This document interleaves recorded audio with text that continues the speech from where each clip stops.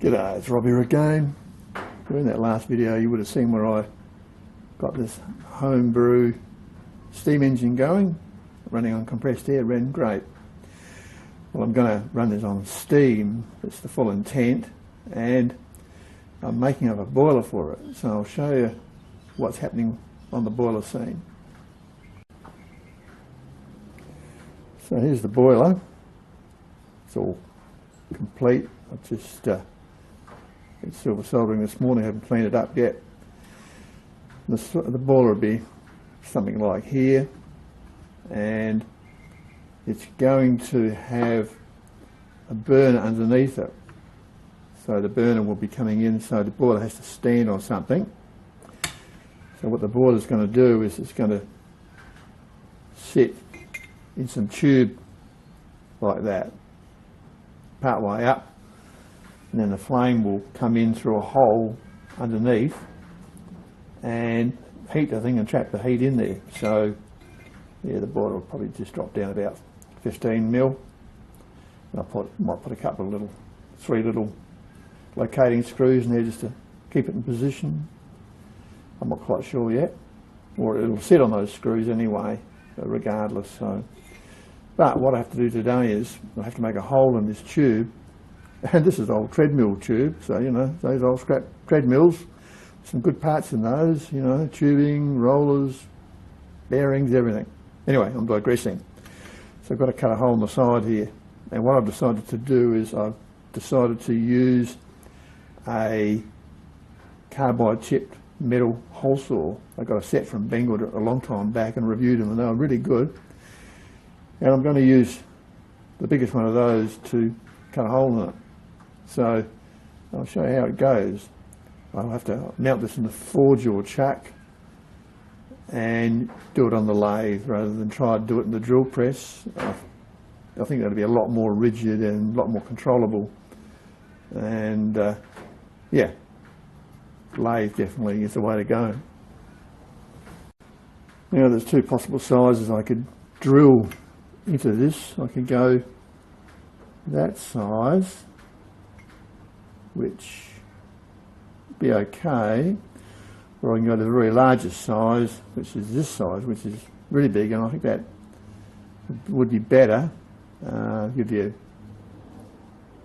more access. Well, this one may trap the heat in there better.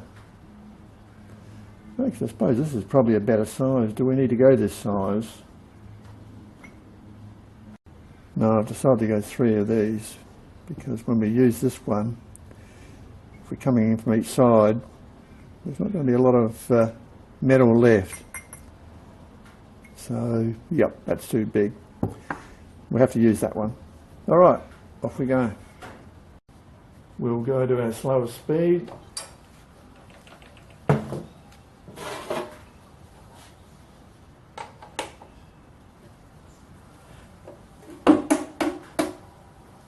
Right, well I've indexed the piece of tubing in the 3 places I need to drill.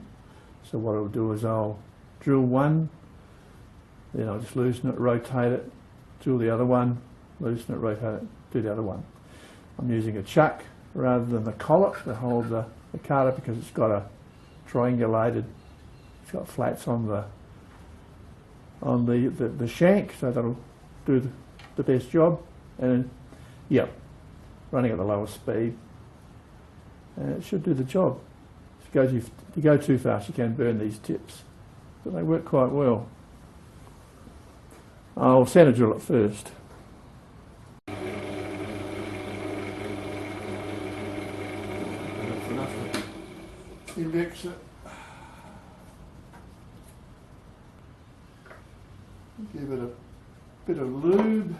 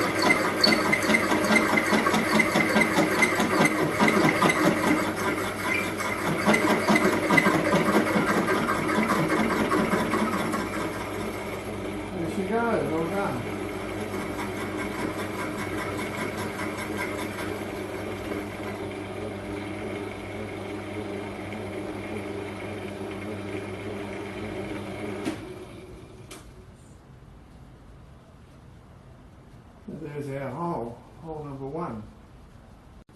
Okay, time for number 2.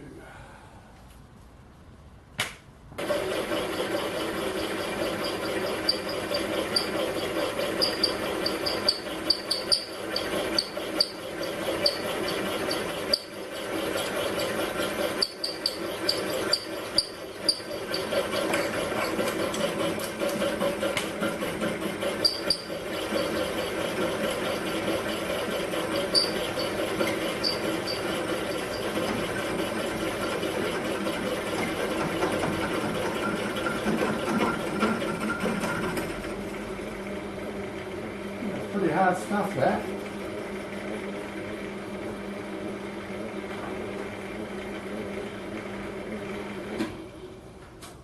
Yeah, pretty hard metal. Treadmill metal is generally pretty good.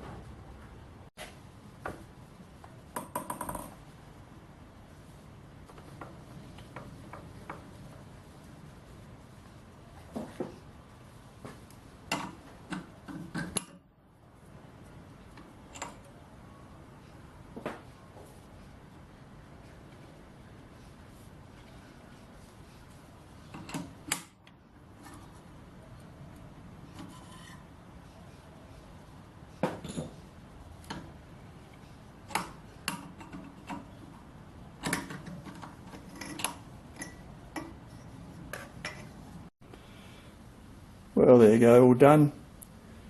55mm tubing, 2.5 thick, 35mm core drill. Yeah, from Banggood. Works really good. It's got the carbide tips. The only thing that is a bit boxy on it is the little grub screw that they use to lock the drill in, which has got a flat on it. That tends to work loose because you can't really do it up very tight with that epoxy little head. So I put in it's 5mm, so I just put in a 5mm bolt with a big head, and you do it up good and tight, and it doesn't work loose at all. So yeah, that's the only modification you need to do on them, I think. The little screw is not a very good idea. Apart from that, it's a great little budget hole saw, and a job like this did a great job. Okay, that's it from me. Hope you found it interesting. See you next time. Cheers.